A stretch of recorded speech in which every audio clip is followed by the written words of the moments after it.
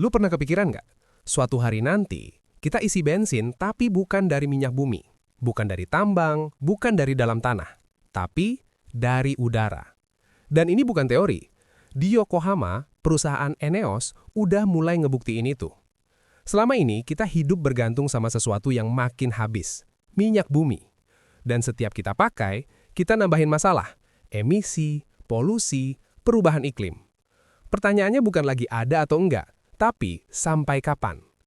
Nah, yang bikin gue merinding, Eneos berhasil bikin bahan bakar dari CO2 di udara dan air. Yes, dari udara yang kita hirup. Caranya apa? Mereka tangkap CO2, pisahin hidrogen dari air pakai listrik hijau, lalu digabungin lewat proses yang namanya Fischer-Tropsch synthesis. Dan hasilnya, bahan bakar cair yang bisa langsung dipakai di mobil, pesawat, tanpa ubah mesin.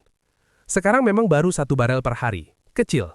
Tapi target mereka 10.000 barel per hari di tahun 2040. Yang menarik bukan cuma teknologinya, tapi konsepnya. Bahan bakar ini disebut karbon netral. Artinya, CO2 yang dilepas saat dipakai sama dengan CO2 yang diambil dari udara. Jadi, nggak nambahin masalah baru. Ini kayak kita akhirnya nemu cara buat pinjem karbon, bukan nambahin. Tapi ya, nggak sesederhana itu. Biayanya masih 5-10 kali lebih mahal dari minyak biasa. Energinya masih butuh listrik gede banget. Artinya, teknologi ini bukan solusi instan, tapi arah. Dan di sini gue sadar satu hal.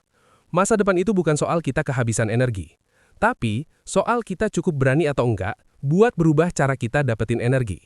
Karena kalau bahan bakar aja bisa dibuat dari udara, mungkin yang perlu berubah bukan sumbernya, tapi cara kita mikir.